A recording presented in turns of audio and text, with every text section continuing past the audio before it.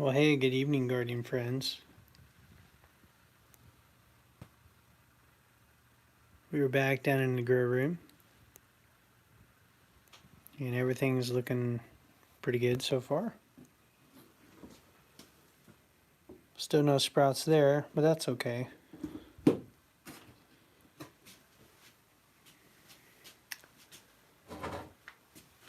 So I made up some of this Mittleider constant feed. There's a little bit of substrate there in the bottom, but give that a good shake and we're good to go. And again, that is just 1 teaspoon of our mineral mix here. That's water soluble, which becomes basically liquid fertilizer that we apply to the plants just once a week.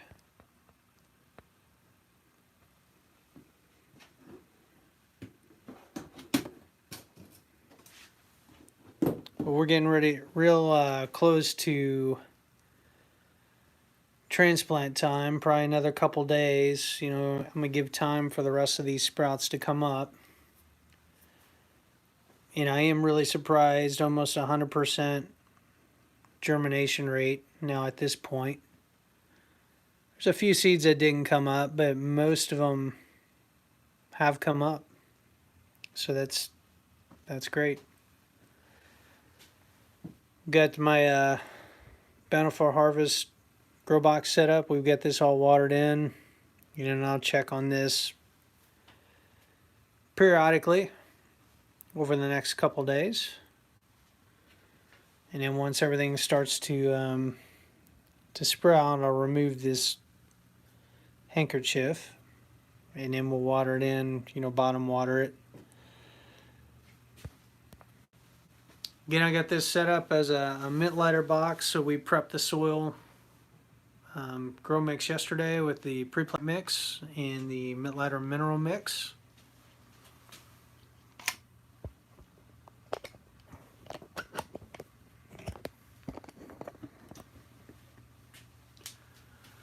Went out to, I guess it's down in like the low 40s. So we moved the grow box in that was outside into the garage, and then went out to my dad's house this evening to check on the cold weather stuff, and he's doing a good job taking care of them so far. They looked really healthy. I think it's helped both being in kind of a natural light, but also the warmth of the greenhouse. It gets up to probably about 80 degrees during the day, so the plants looked really good, and we watered those in. Didn't spend a lot of time out there. My sister's got all her stuff going, a bunch of flowers, sunflowers, some peppers, various things, okra. She's got some different stuff that she's starting out at the greenhouse. But it all looked really good. They've got a heater rigged up in her greenhouse, and she's trying to start seeds in there to keep things at about 70 degrees in the evening.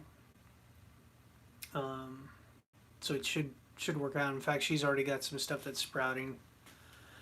Whereas mine's about 20 degrees cooler than that, and may dip down a little cooler tonight depending. But that's okay, because again, it's all the cold weather stuff. Got a few things to do out there. I need to work on the large rack wire shelving that we've got out there. One of the issues with it, I had to kind of trim the back side of it so the trays would fit in vertically, but in doing that, it weakened the shelves a little bit. So to support them, I'm going to have to put like a 2x4 on the underneath on the back side, which is what we did on the smaller shelving unit. It's not going to take very long at all. I just need to cut 3 boards basically and put some screws in it as a placeholder, and slide them in, and then we're good to go to use those shelves in the rest of the season. I'll do that before we bring any of the other plants out there. Still got tomatoes I need to start, which maybe we'll do that tomorrow or Wednesday. I've kind of been dragging my feet waiting on these peppers to get going. It's going to be difficult once we get those transplanted, because I don't have enough space for everything here, so I'll definitely have to move them out at that point. And then I think my dad's got a heater. We got a small heater that we can rig up for the other greenhouse as well, so I'll probably end up going that route and just moving everything out there a little early.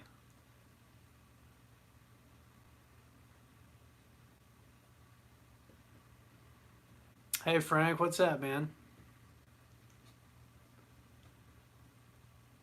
You get my, yeah, you got my email or the Google Drive invite. I don't know if you had a chance to check out any of the documents and stuff in there yet or not.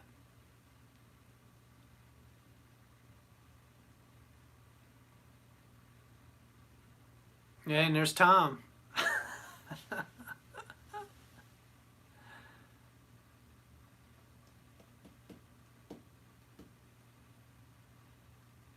It'd probably be a little. Again, I'm kind of getting.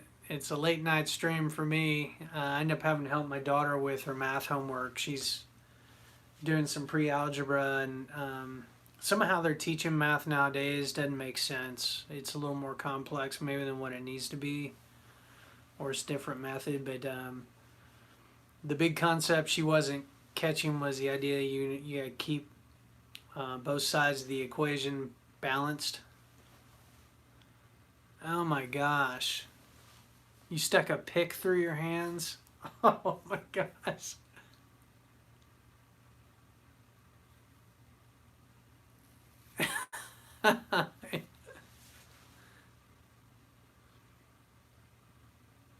Yeah, I added another document to the Google Drive.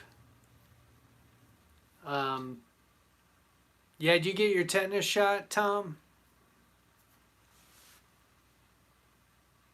It wasn't a rusty pick that you put through your hand, was it?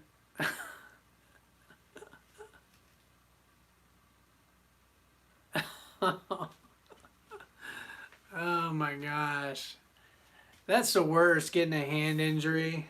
I've had a couple over the years. I got one where I don't know if you can see the scar. We had a shepherd mix, and I got some wounds here from gardening, but anyway, that dog grabbed a hold of my hand.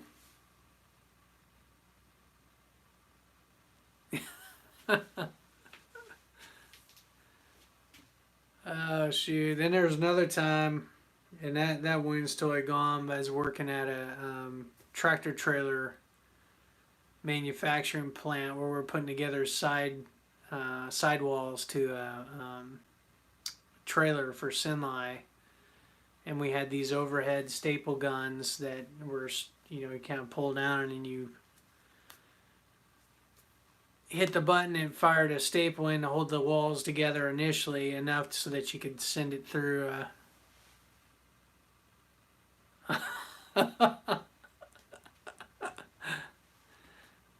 But held it enough, close enough that you could run it through the drill press, like run the walls down, run it through this drill press. I had all these bits would run, and then we'd take a rivet gun and put rivets in all those holes. There'd be one working underneath and one up top. But anyway, I remember holding the sidewall and the staple come down. I guess my thumb was, the meat of my thumb was working.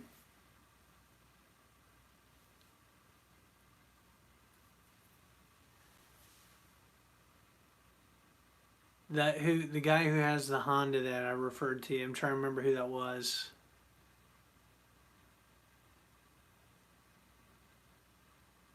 I know there's a guy I referred to that had the Ford, Focus. I think it was a Ford Focus.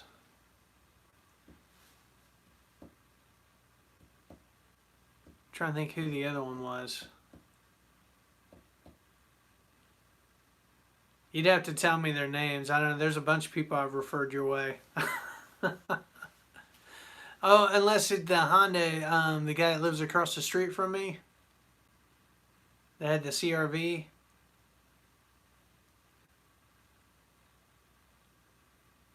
Oh yeah, okay, I know who you're talking about now. Yeah.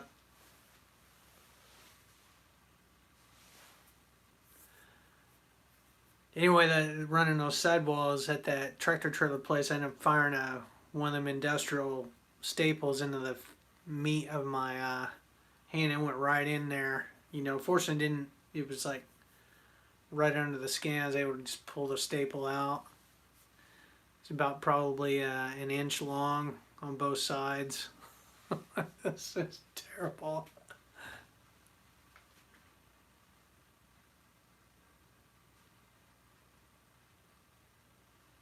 Yeah, anyway, Frank, I put another spreadsheet in that Google Drive that I set up for you. It's basically a plant calculator. Would tell you like how many plants and the spacing and all that. It's a little complex. It's another Excel sheet that I found on the internet that looked kind of neat.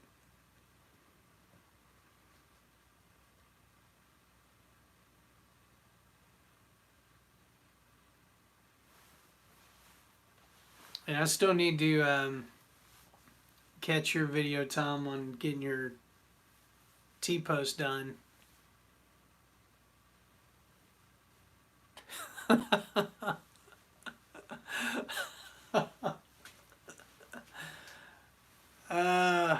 Yeah, I think we've all kind of suffered some kind of ignorant um, injuries, mishaps, and stuff.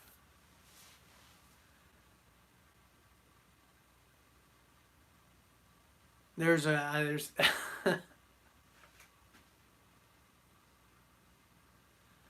That's cool. What's the name of that seed company you get stuff from?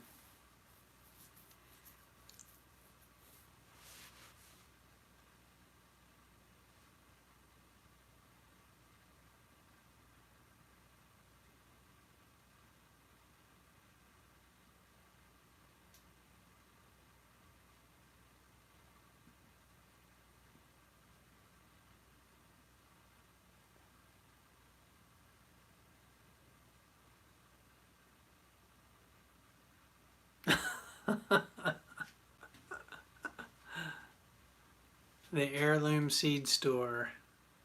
Oh, I'll have to check that out. That sounds kind of cool.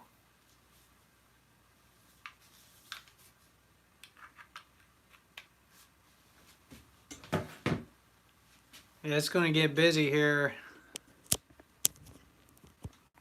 in the next week or so. Just with everything kind of starting to come in now.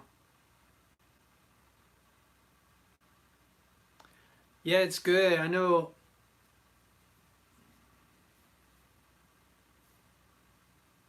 Oh, really? You can't go into Lowe's? You got to call and pick it up?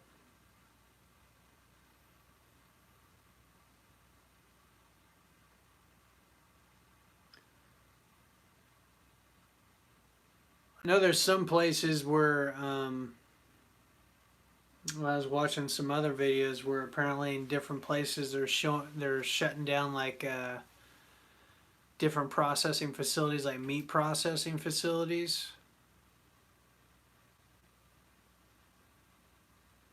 because of the coronavirus and all that. I wonder if Home Depot is doing the curbside too. Maybe they figure it was too difficult to track the number of people in their store.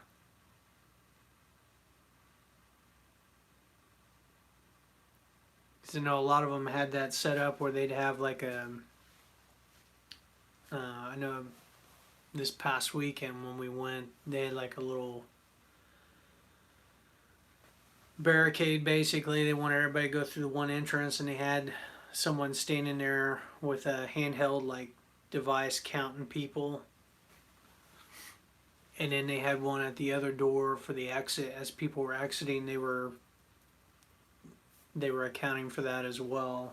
So I wonder if they just decided they weren't gonna mess with that, like too much hassle or liability or something, and decided to go to curbside service, you know.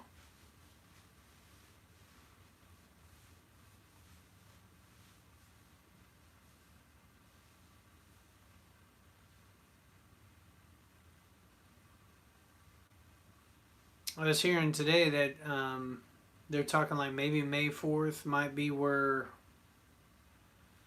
um,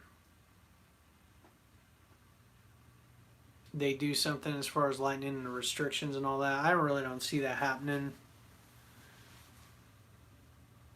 especially with the other states, the kind of the way things are playing out.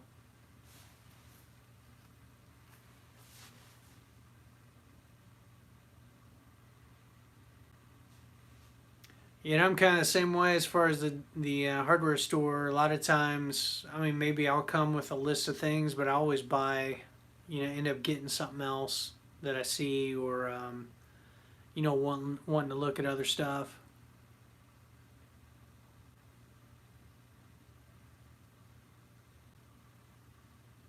Oh, I see. Yeah, so you did the curbside pickup as a precaution.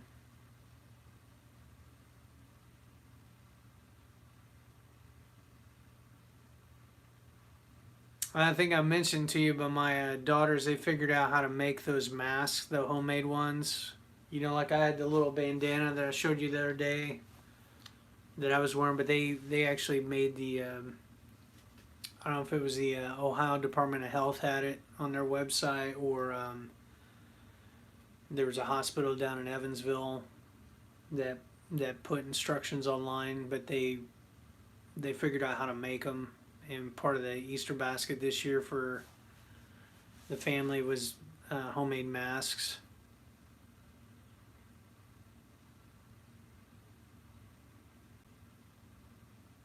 And I was listening to yeah, listening to the governor's. He has a newscast every day on I think it's called the Ohio channel. You can stream it. It usually starts at like 2 o'clock, like press conference, where they're doing a pretty good job actually, like communicating, almost over communicating, like every day. It's the governor, lieutenant governor, and the director of public health or whatever. Um, they hold a press conference and then make announcements and do, basically field questions, and it's all civil and stuff like that. It's not snarky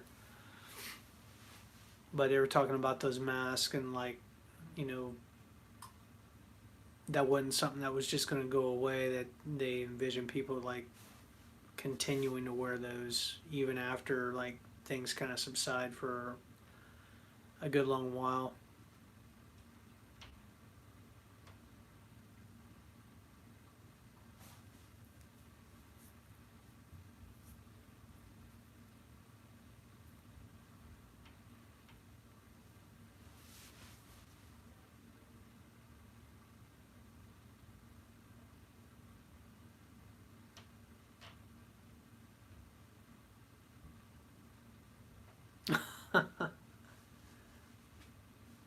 Yeah, it's cool on the quantity. Anymore, like some of the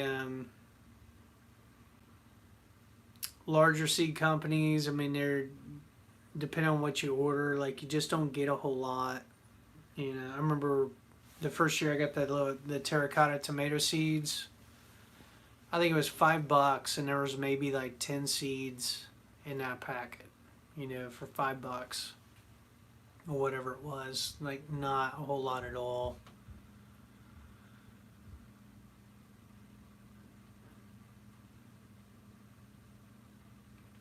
So, but I mean, Baker Creek's got pretty good quality. But then, what was the other place? High Moine Seed Company is kind of the same way. Their prices are kind of high. Their quality is pretty good, but their prices are high. Yeah, I think tomorrow my dad, he's going to go out to the Sunrise, or this week sometime, Sunrise Cooperative. They still have a location open in South Charleston, even though they closed the one here in Springfield. He's going to get me a bag of lime, the big 50-pound. Yeah, yeah, I know. See, I'm still waiting on the golden goose on that one.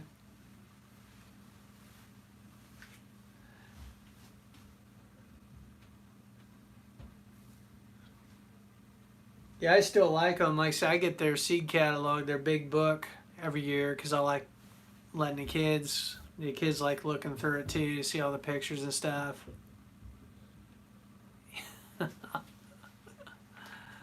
Oh, shoot.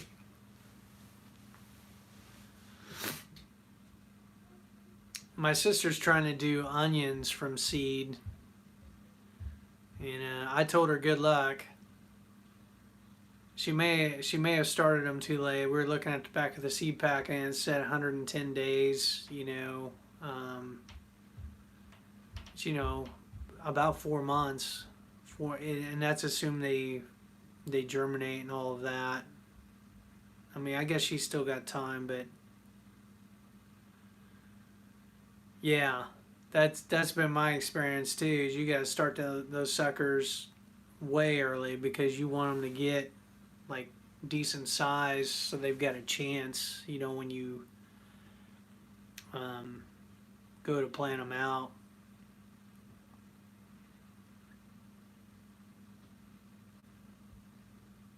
Get them the size of like small plants basically. But I've got some actually. Let's see if I can go get it real quick.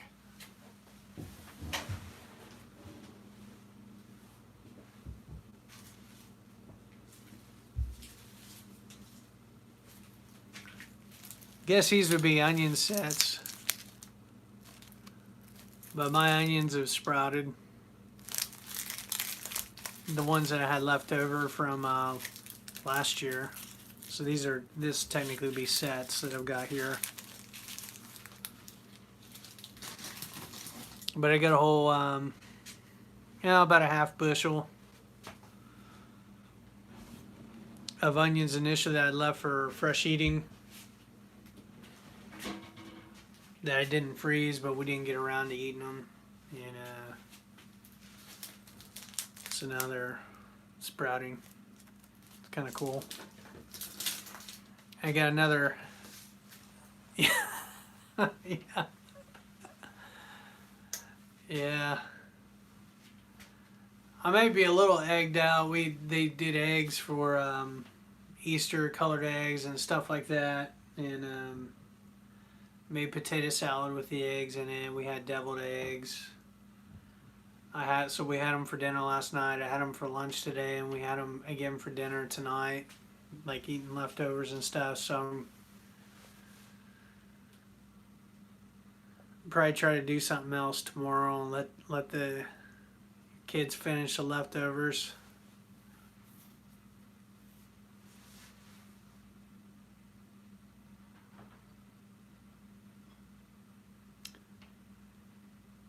May end up having to set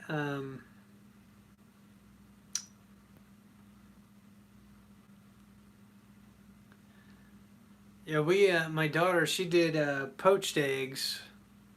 I think it was 2 weeks ago. I had never had or I had never made poached eggs. I've had them before, but she did a real good job on them.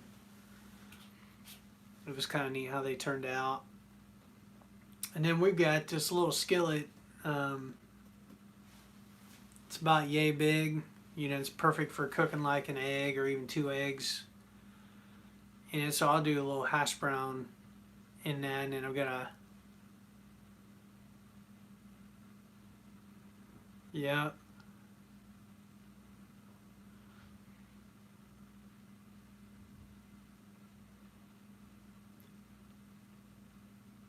The one thing I'm kind of missing, we used to go to, there's a restaurant in town called the Olympic, and we do like a little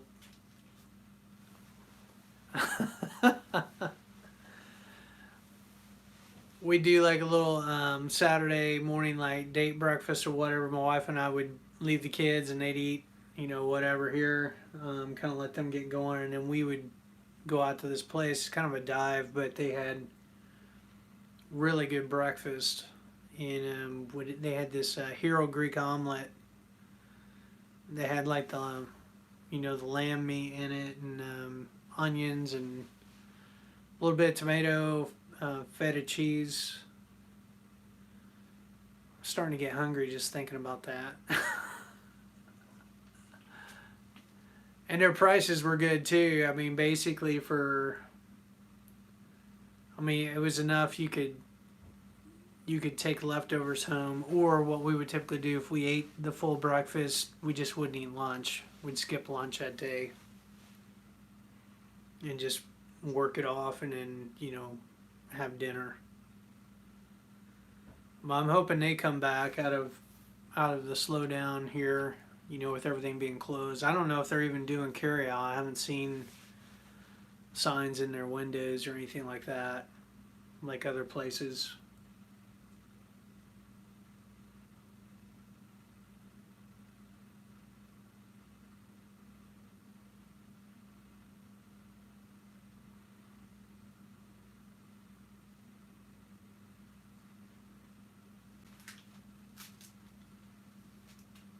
So I know, Tom, you get your beds ready. You haven't planted anything yet because it's kind of too cold yet. Um, and I know, Frank, you got a bunch of seeds. Have you got anything started?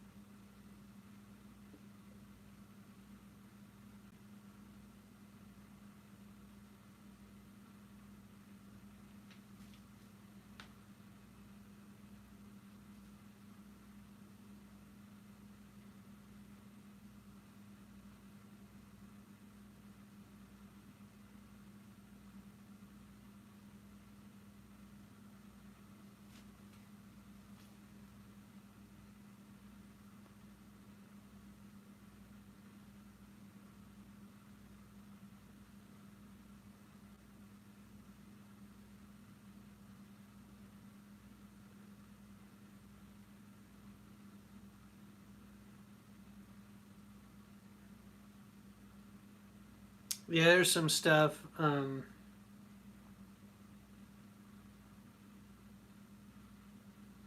Yeah, my daughter wants to grow marigolds this year.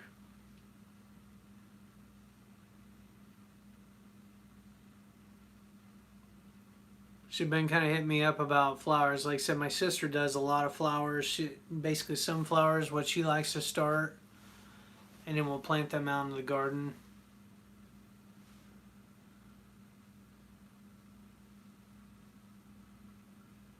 What I'm gonna try to do, depending, is get some more of these grow boxes. I think I mentioned the other day, but I do want to get a couple more going here at the house and try to do a couple different greens and stuff like that. For the springtime. Then I got a buddy that is interested maybe in setting one of these up too.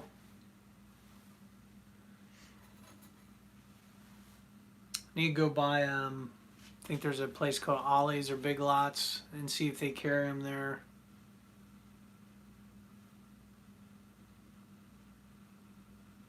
That's crazy. They say marigolds keep rabbits away. I don't know if that's true or not.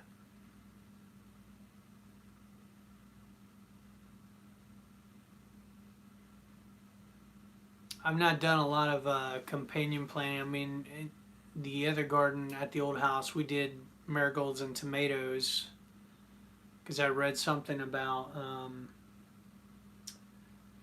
it keeping like a soil pest away. I'm trying to remember what it was.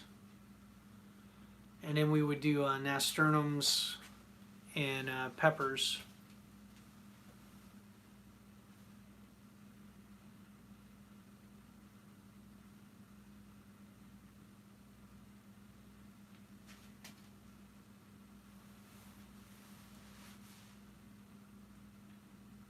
Yeah, just by any container.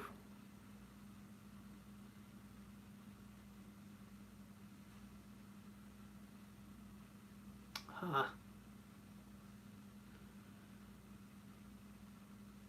I don't know if I mentioned the story of the groundhog, but we had at one of the gardens again back in Indiana where I had my backyard garden, but we also had a garden at a friend's house like a mile away, and there was a groundhog that was there, and I actually set a trap for it, and I actually caught it, but the neighbor who owned the garage or the pole barn under which this groundhog lived, they considered it a pet. They would leave like water out for it and stuff like that.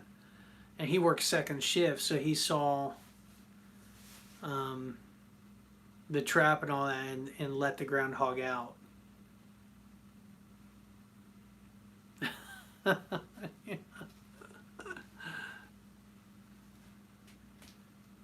So then after that, what I ended up doing was planting some tomato plants towards the edge of the property as kind of like a token gift to the groundhog. So if they wanted anything, they could, it was right there instead of coming into the garden where I had everything. Yeah. And then that same year, also caught a squirrel who had been coming in and messing with stuff.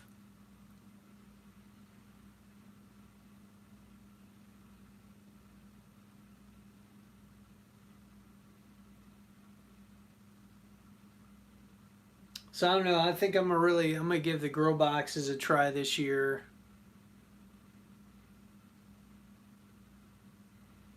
Yeah, it's true. That's true. That's what they do. They don't just eat the one tomato. They go around and they taste. They'll take a bite out of one or two, and then go to the next one, next plant, and rip a tomato off, eat a bite or two out of it, go to the next one. It's very frustrating.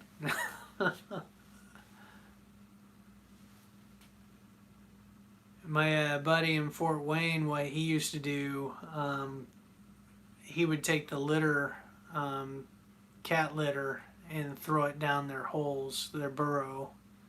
Um, anything to try to discourage them from coming into his garden and stuff like that.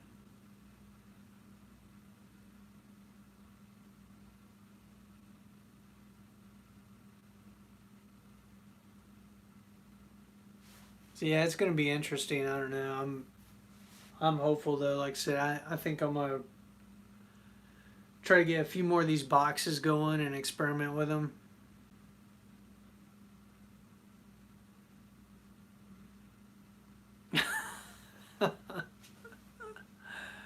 Oh shoot!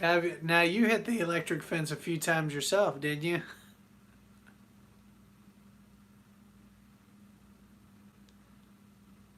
Huh?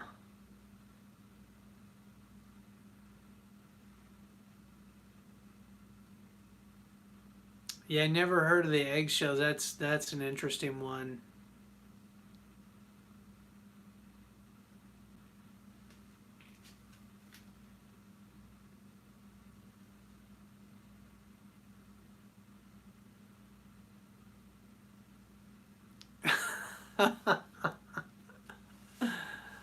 Oh, that's hilarious.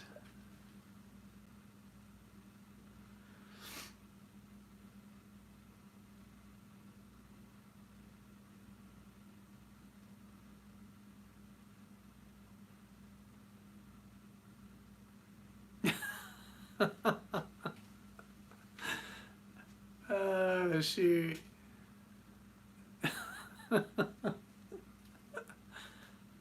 That's too funny.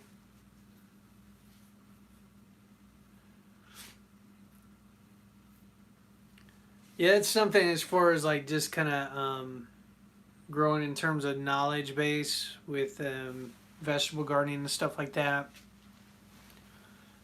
Pest management's definitely one. You know, if there are like natural ways of doing it. Deterrence, you know, whether it's you know, planting flowers like companion planting different stuff or sprinkling stuff around the garden.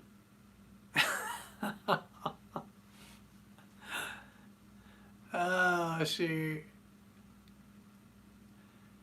But I feel like that's something definitely I could brush up on as far as learning. Um, I think companion planting and then flowers in general, learning more about them and maybe cultivating a little more interest in growing them. I remember a couple years ago, Mother Earth News had a big article on like natural ways to manage um, insect pests and stuff.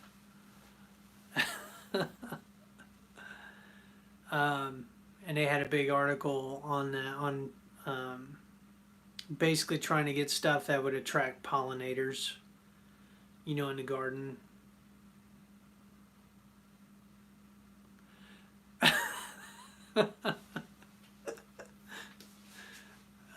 Shoot.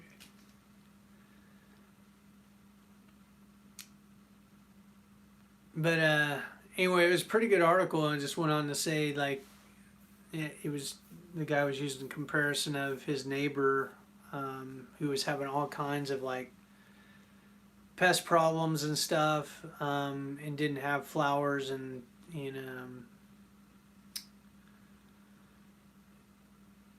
you know, things like that in with their garden, whereas he didn't have any problems with that because he had the kind of the assassin bugs and different things that were attracted to the flowers and saw them as a food source, you know, pollen and all of that stuff. Didn't have much of any problems with insect pests because of that, you know. So there's probably some truth to that for sure. You know, if you can get plant things that would attract, you know, pollinators and other assassin type bugs that would you know, basically hunt and kill the bad bugs that you really don't want in the garden. You know, or to attract birds, right? That can come and get them. I remember the other place when I did do a few flowers and things like that. We had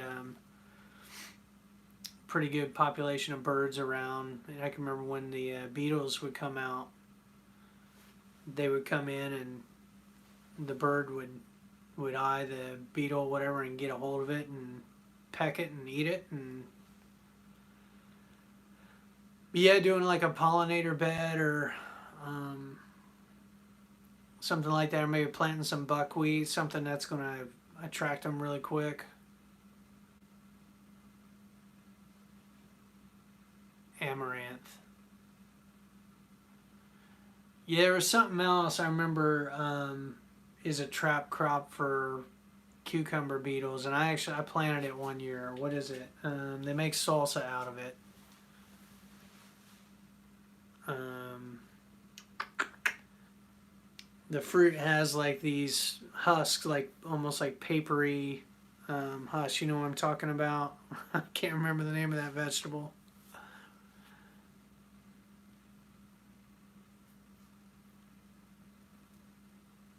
Tomatillos, yes, that's what it was. And I remember, unfortunately, tobacco. Now my sister would probably like that because she smokes.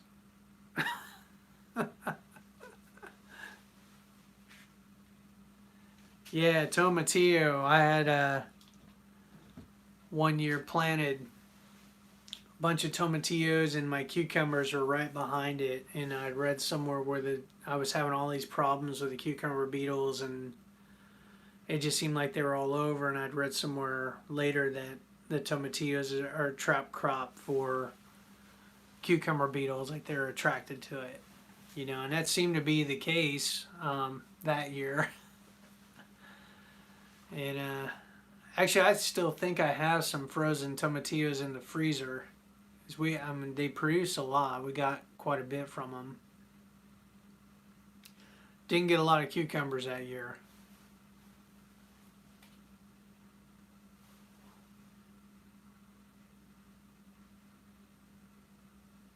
Interesting.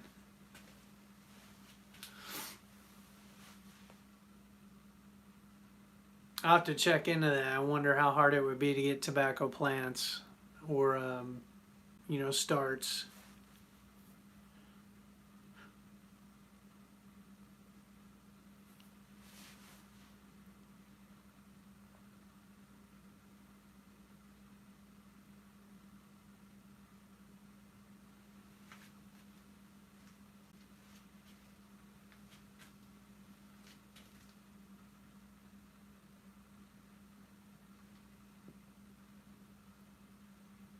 Yeah, that is the one thing about them. Then some of the squash, they grow fast enough that even though maybe they're being attacked or they get infected or whatever, they'll usually produce something before you lose the plant. Pumpkins, the same way. The only exception to that might be if they get the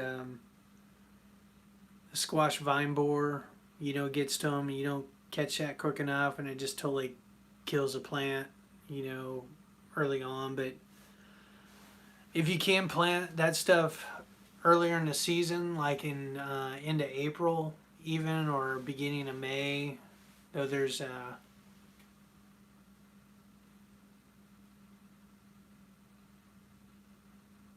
yeah, they're both nightshades, huh? But usually, if you can plant that stuff early enough, you can get quite a bit before the bugs get them. And then sometimes in the fall, like if the one year we did a fall planting, where like late summer planting of the squash and cucumbers, and we're able to get stuff, in the early fall, and didn't seem to have as many of the pests, because some of it too is like just figuring out when their life cycles are and trying to plant things to where they're out of cycle, like they're not as prevalent. I don't know, it's all interesting. I mean, there's a lot I could spend a lot of time for sure reading up and studying on that. And again, there's a lot I've got left to learn.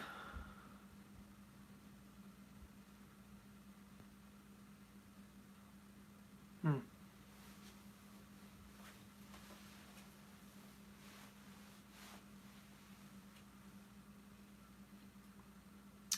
Yeah, it may be. I've seen a couple squash bugs already that must have survived the winter.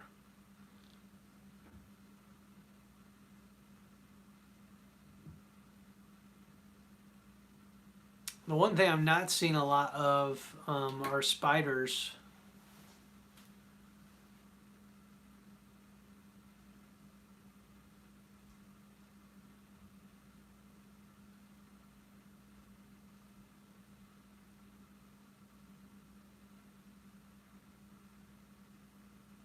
Guess we'll have to see how things kind of play out.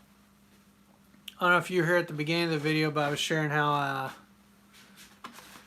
I made up some of this constant feed. Worked out real good in a little gallon jug. A little teaspoon of that mix. And there's some substrate rolling around at the bottom. That's not going to hurt anything. And I used a little funnel, just put my finger on the end of it, filled the funnel, and then went over the plant tray.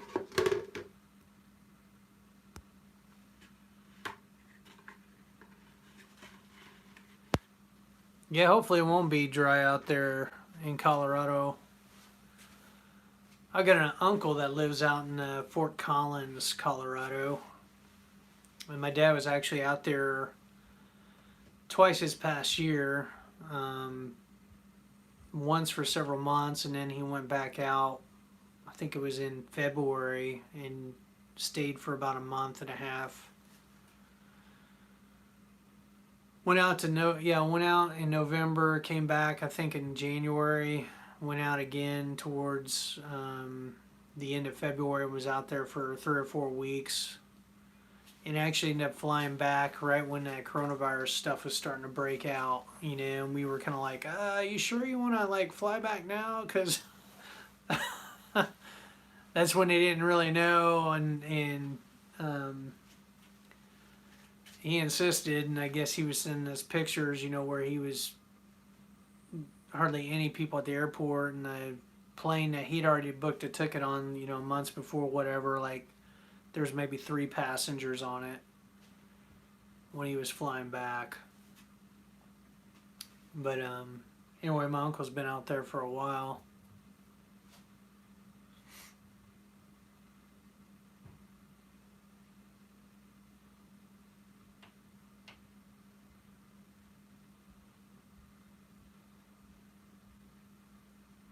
Yeah. Yeah, it's kind of sketchy. And we had at my company, we had a outside sales rep that had been on a trip out in Dubai, or United Arab Emirates. This gallon. So I had 5 trays of seedlings that I watered out at the greenhouse, plus my pepper seedlings. I went ahead and gave them a dose of this and used about a half gallon,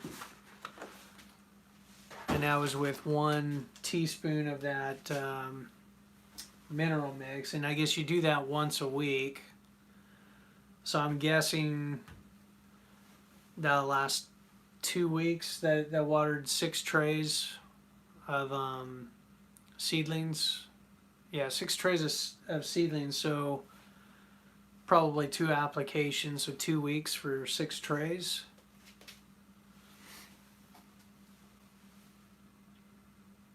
And not really an exact science. I mean, I don't know exactly how much I was giving them, because I kind of had, again, my little funnel with my finger over the end, and just kind of moving my finger back to let stuff out, because it's basically pouring it from the gallon jug into that funnel, and then taking the funnel and then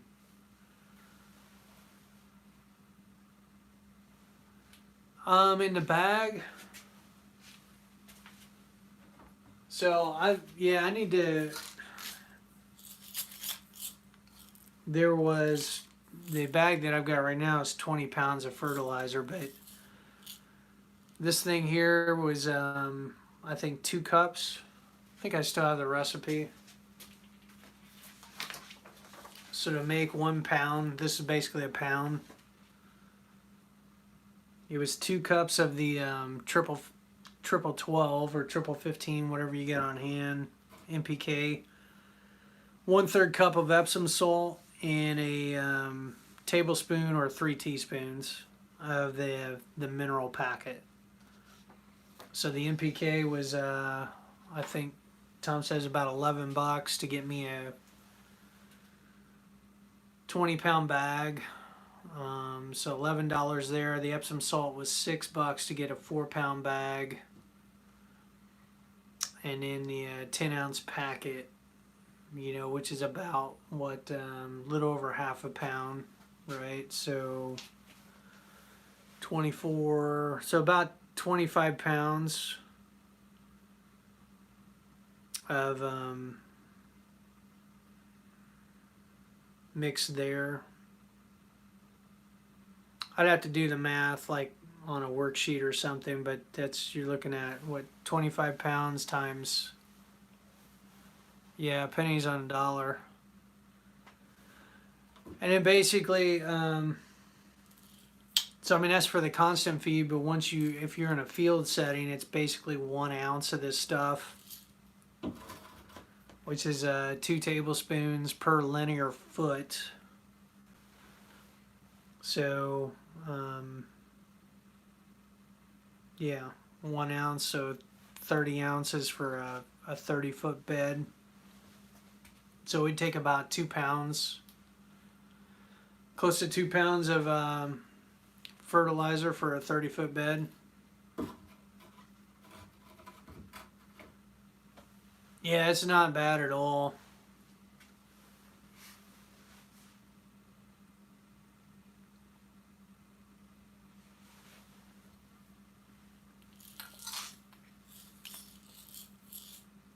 The key is, I think, following the recipe, making sure that you're mixing things in the right proportion and all of that, and applying it. You know, what I kind of cheated on the 1 ounce per linear foot. I would just take like basically a big pinch. So probably I was using probably about half an ounce per linear foot. Take a big clump and I just throw it down at the root zone of the plants whenever I would do the weekly feed, and that seemed to be, fine. And then the other thing about it too is that you don't feed the plants constantly from start to right up to harvest. You actually cut back a couple weeks before harvest.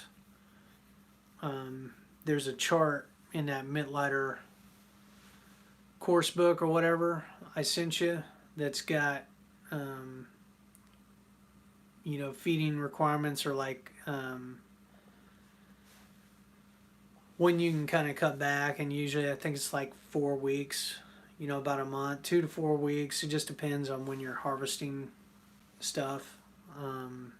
So that's the other aspect of it too. You're not actually fertilizing the entire life cycle of that plant.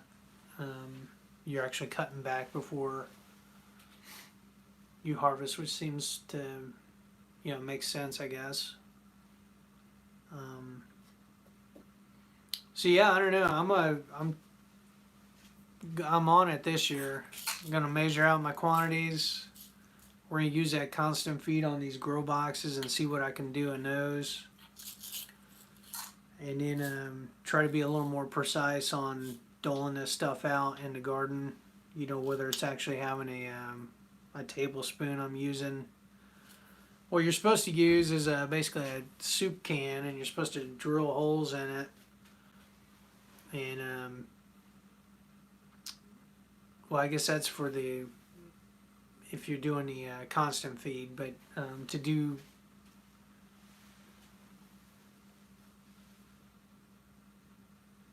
yeah. But if you're doing it in like a open field setting, you would take a tin can and put it on like a stick and basically fill the can, and then you would just kind of shake it, and the one end would be open. You just kind of shake it at the base of the plant, or the plants, as you're walking down the row. And it's kind of a guide, if anything. I mean, what I found is it's just really forgiving. You don't have to be, I mean, obviously if you can be precise, that's great. You can control your costs a lot better and know exactly what you're doing, but just being accurate. Yeah. Yeah. Actually, I like this mason jar, making it in smaller batches, because you can really get this stuff mixed up good, and it's not clumping together at all, which I think the little couple teaspoons of the lime helped with that, coating everything.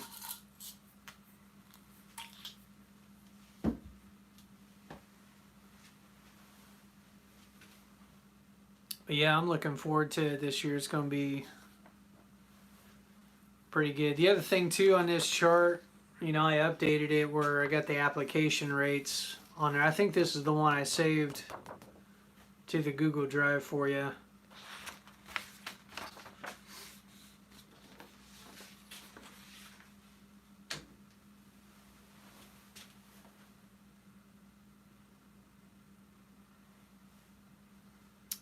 Yeah, I mean, some people think you can mess up the pH in your grow mix, make the soil too sweet if you're adding lime to it or whatever. But me too, I haven't really found it to be a problem. And it's part of the pre-plant mix. When you're prepping your beds, you're putting lime in the soil. Initially along with an application of the weekly feed and mixing that all in there just to kind of like charge the soil or get things, prepped before you get going.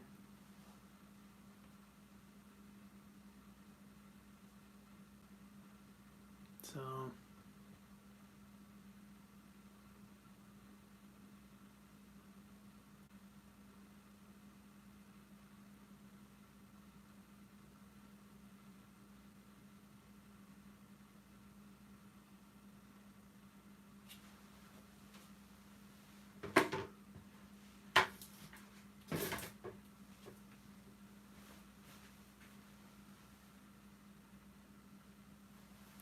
Yeah, and that's the other thing. In years past, I kind of cheated a little bit.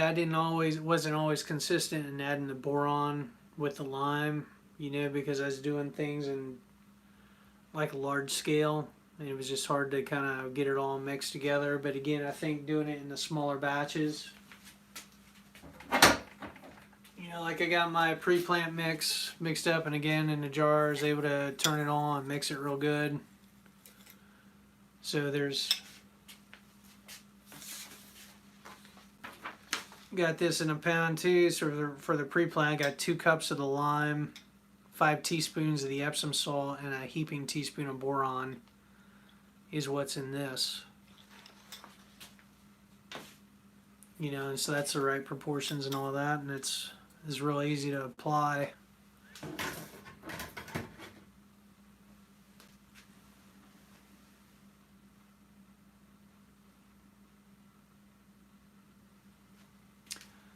Yeah, no, soil test is, for sure.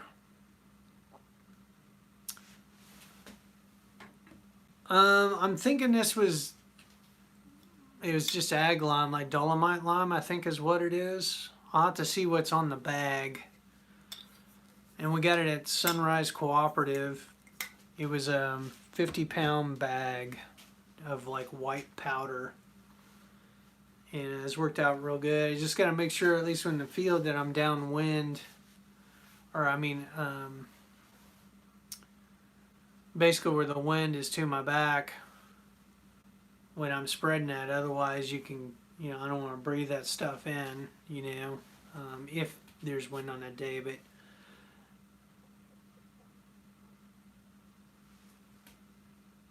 yeah, so with a Mittleider, you don't really test the soil. The idea is you're giving the soil everything that, or you giving the plants everything that they need. So I guess their philosophy is that, it doesn't really matter. Your soil could be deficient. Your soil could have everything in it already. Could be really good soil, really poor soil. They don't care because or the method, according to the method, you don't really consider that. The soil is just an anchor. Which again, philosophically, I don't agree with that.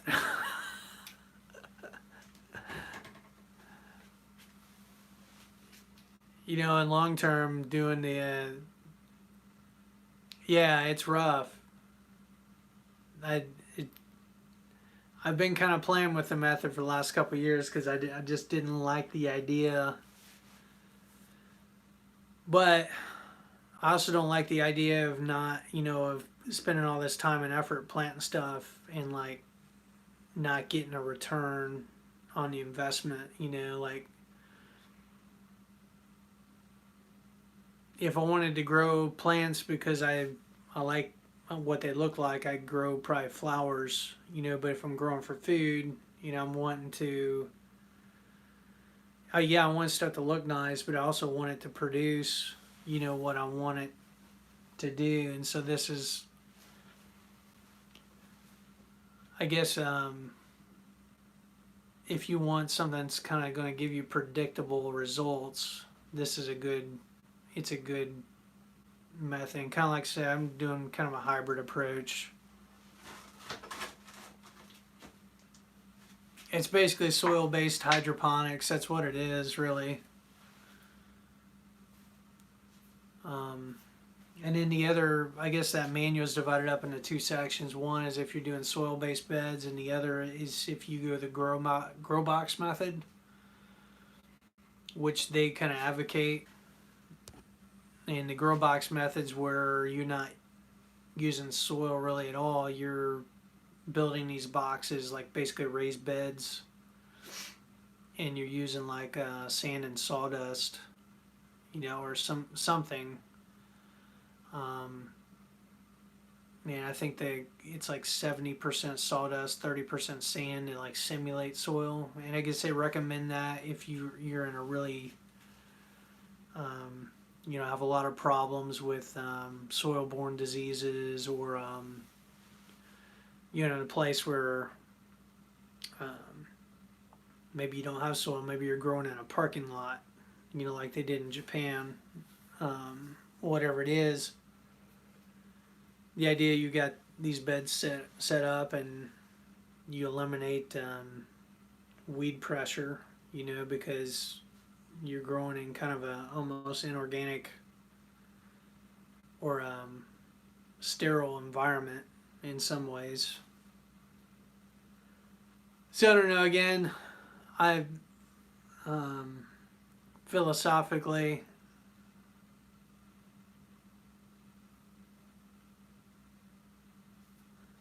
yeah. So I mean, how I'm reconciling it right now is that, you know, I'm still trying to build the soil. You know, putting leaf mulch in there, trying to limit tilling where possible. You know, doing things that um, I think will help in that regard. But then, yeah, and then the plants still have access to all of that. But then you still have this as kind of like, this is kind of the insurance policy. You know that, well, if the soil is missing something, um, at least I know that I'm putting everything, all the essential nutrients there. Um, Maybe not like precise quantities, but you know, accurate. It's accurate enough that it's going to produce a result. But again, ideally, I'd like to be more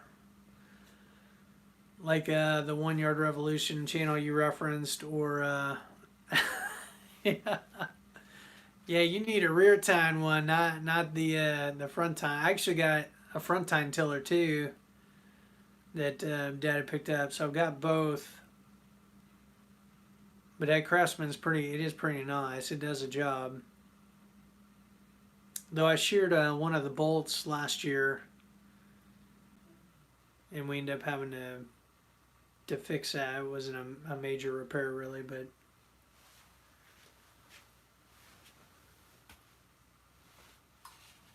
anyway, going to more of a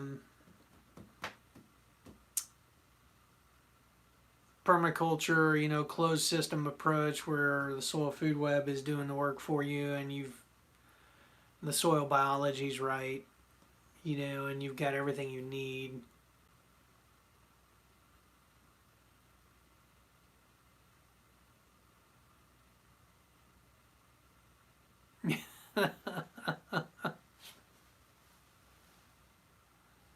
Yep, you only need to feed what you're gonna eat.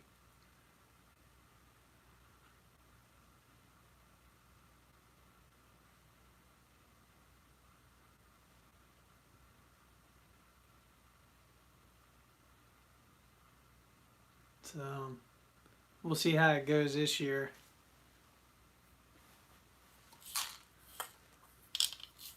Well, we've been on for about an hour now. It's kind of flown by, just kind of chatting. I should probably get going so I stay out of the doghouse.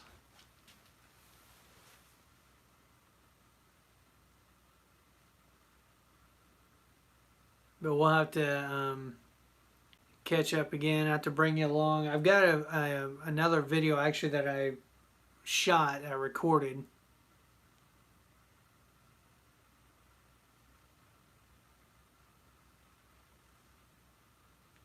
Yeah, I'm with you, man. I think it'd be a lot of fun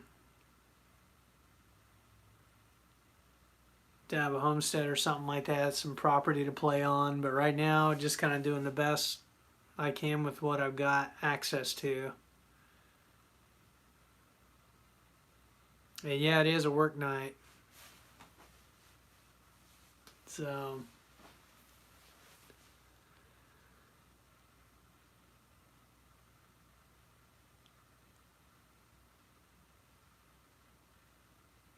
and I'll let you know once I get those seeds in the mail. I need to go through and pick out some more stuff. But once I mail them out, I'll let you know so you can be expecting it. And then we'll see how the season goes. But anyway, I appreciate you guys popping on and chatting with me. It's been fun. And catch you guys possibly tomorrow. We're coming up on a 30-day mark. I know I was going to try to do 30 straight days. Yeah. Oh, shoot. All right, well, we'll catch you guys later. You guys have a good night.